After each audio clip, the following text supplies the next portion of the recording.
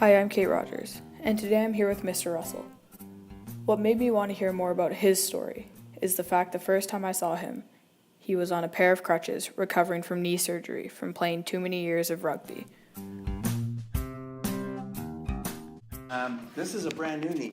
It's my Brand second new? brand new knee. Oh. This one's 9 years old, and they told me at the time I was going to need a second one because of how badly this one was, but they kind of give you a regime to do and everything else, and I followed it and I stretched it out for as long as I could, and finally, to use a Star Wars frame, my knee joined the dark side this spring. And I was trying to get in and get it replaced in the spring, but surgical times in Vancouver and BC are very interesting.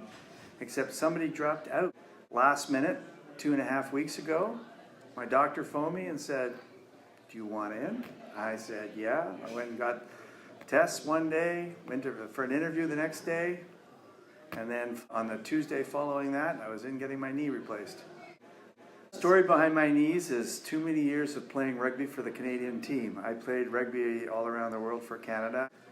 I actually never injured it when I was playing for Canada. I actually injured both knees when I was either playing for the province of BC and then the other time was just for my club. So in a big international tournament, I tore my knee up. I have traveled quite a bit. Fun places, Australia, New Zealand were awesome.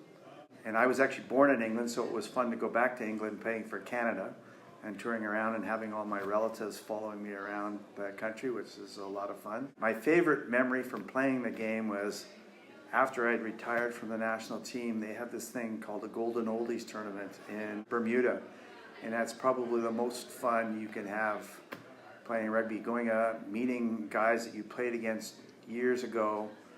We all hang out in Bermuda and play games that the public love to watch because everybody's still pretty good athletes and got good skills. And then we go out at night and party together. And so guys that you'd seen in Australia or here in Canada when they toured here or over in Britain, we all got together and just had a whole lot of fun in Bermuda. And I went twice before my knees would no longer let me go. So I'm glad I had that experience when I did. And all the other experiences that I had playing rugby either for Canada or with my own teammates and stuff like that were great. It's one of the best games anywhere because it's social, it's fun to play, it's hard. I mean, what other game in the world do you run forward and pass the ball backwards and then try to score down the other end of the field?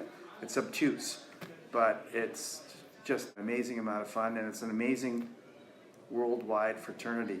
I've been fortunate to play one other game. I don't know if you know, in Vancouver we host this big sevens tournament now. I played sevens for Canada all around the world too, and that was really a lot of fun. And it's fun to see guys flying over from England to come into the tournament to come and watch the games and stuff like that because they love Vancouver. Vancouver is one of the most popular places that these guys play rugby anywhere on the planet. They just love the city. And so I feel very fortunate to be living here and in the prettiest part of Vancouver, Steep Cove, right? My dad was a rugby player. I had been played for a number of years. He was on the roster to play for England, but he broke his leg in 2 places and never ever got a cap for England. And then he immigrated to Canada and brought me and my mom, and my sister was born as well. So the 4 of us arrived in Canada, and he played in Canada.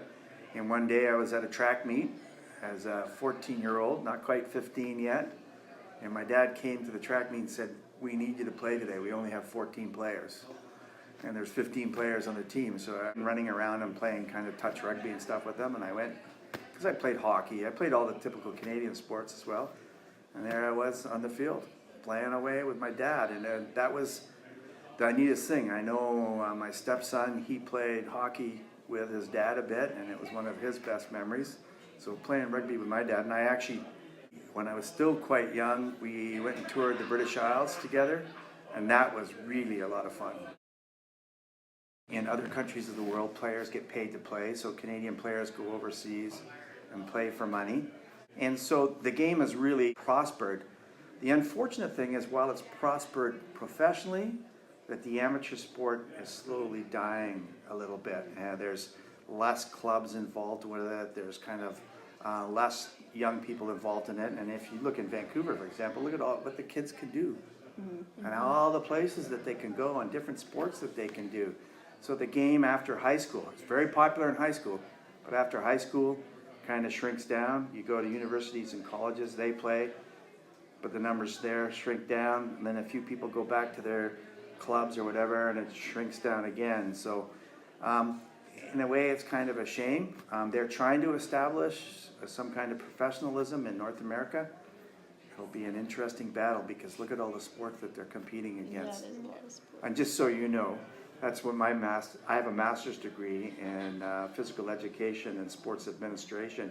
And so one of my theses was involved in how the sport grew and how it's evolving right now. So it's a really interesting time to watch what's going on. I mean, at some point, there's just going to be so much sport out there that a lot of the minor sports are slowly going to die off because they're not going to get the spectators to watch them. After all, the more spectators you have, the more cash in the game, right? So it's simple as that. There are intriguing times ahead in the next, I'd say, 50 to 60 years to see what sports will survive. Certainly the NFL in the States, it'll survive. The professional rugby league that goes on all around the world, there's 5 major centers for that. That will succeed, but what will happen to the roots of the game? And I have always said that your sport's only as strong as the roots of the game. So they better take care of those roots and start watering them a little bit and giving them a little bit of minerals. So we'll see what happens. We're going to see what happens. All right.